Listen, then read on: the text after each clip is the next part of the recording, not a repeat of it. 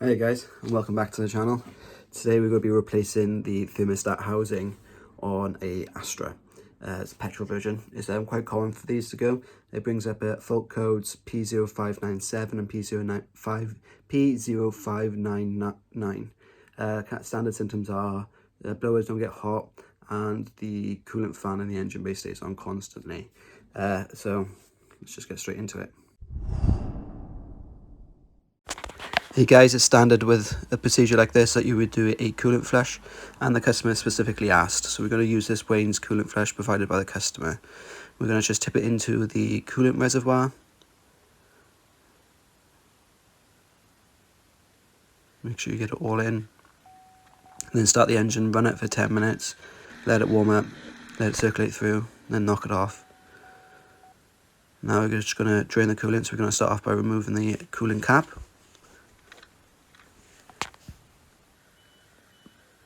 Pop out to one side. I'm going to slide underneath. This is the passenger side wing. It's the end of the radiator. There's a little bung stop here. As you twist it, there's a little spout behind my knuckle. You can't quite see. And then that just drains out the coolant for that spout.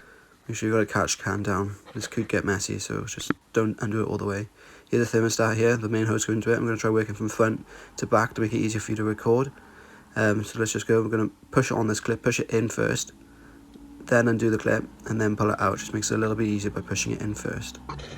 Then we're going to undo this 10mm that holds this bracket on.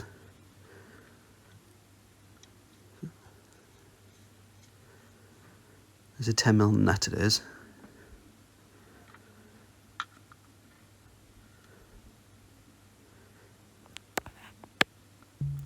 And I'm going to slide out of the way here. And then this is the reverse switch and the gearbox, just unplug that. And then I'm going to push down again on this and then lift it up.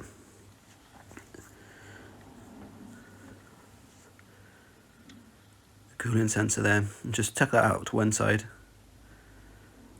Gives us access to the thermostat housing here. I'm going to take a flat blade screwdriver, put it in the little notch here. This is just a clip. I'm going to twist that out and then pop the hose off.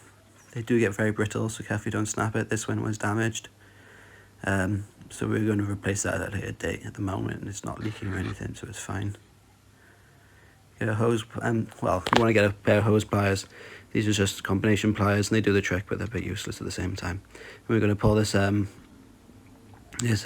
snap clip off, or hose clip, or whatever you want to call it. Pull it to one side.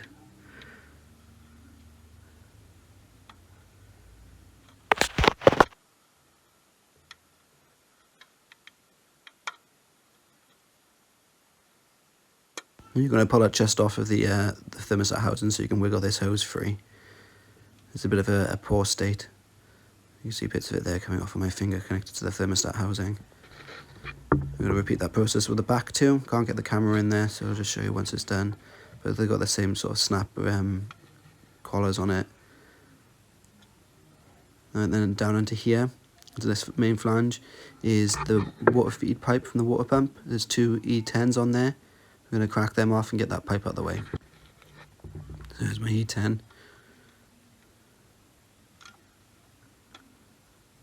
And literally just cracking it off. You know, you just got a shot of my forearm, but all I'm doing is turning him. I'm using a breaker bar to crack them off because I don't want to damage my ratchet, so we're coming here now with a ratchet, and then twist it out the rest of the way by hand.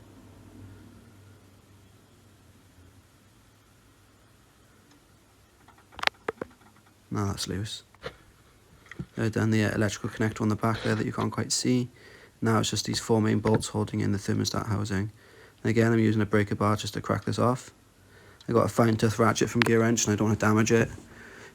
So I'm just going to crack them off with a breaker bar first, and then use the fine tooth ratchet to whiz them off a little bit quicker.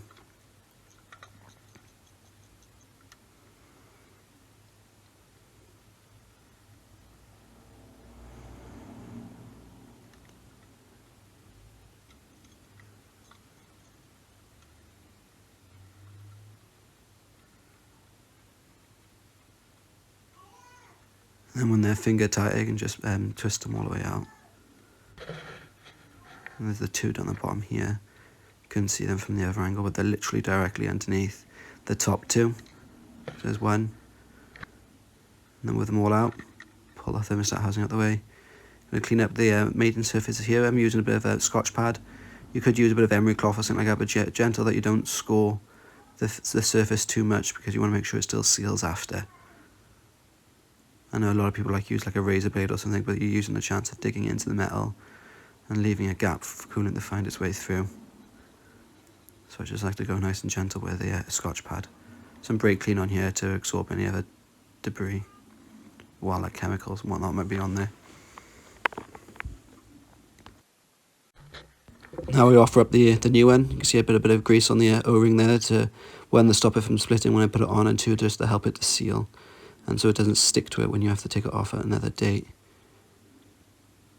And just line it up with the holes and just basically reassemble in reverse order.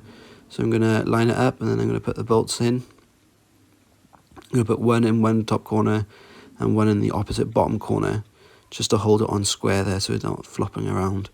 And I know that the bottom bolts are going to line up. If I do the top ones tight, then they might not, then I have to undo them. And so just make sure it's all sat in there correctly.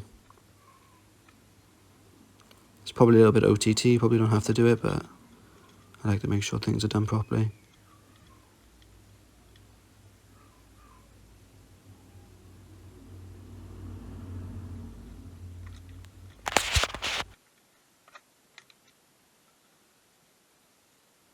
And then put the remaining two in once those ones are hand tight and nice and firm in there. And then you've got to come behind it with the ratchet just to nip them up.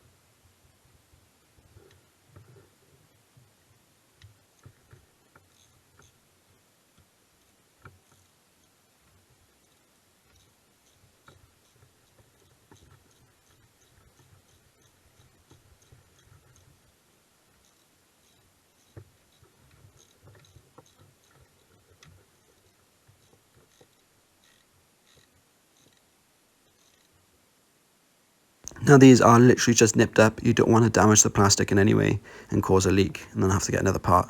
So literally just nip it up. If it leaks after, then you can just come back and tighten it down a little bit further, but if you crack it, you can't. Now I put a bit of grease on the neck here for the main hose. Like you seen last time, it was breaking away, but a bit of rubber on there will stop it from gripping into the plastic. And sorry, a bit of grease on there. This is a specific rubber grease, so it will protect the hose as well, rather than causing it to swell. Let's slide that clamp back on. We're going to do the back, so you've got some grease on there too. Slide them on and then clamp them down. Don't forget to put that electrical connector back in there. I think you can just see it above my hand. It's just a little coolant sensor. And then we're going to do the two bottom bolts to hold that main pipe back in, or the metal pipe. See them there. And the other one here where my ratchet is on the opposite side. They're literally in line. Crack them down. Again, just nipping them up. You don't want to crack anything. Just gently do it.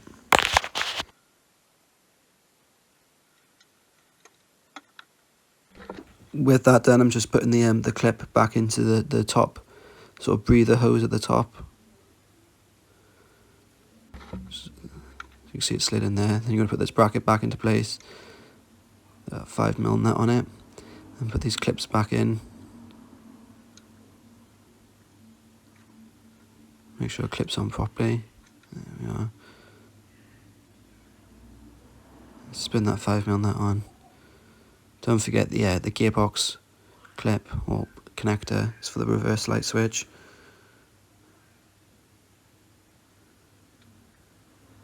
And then the O2 sensor at the top.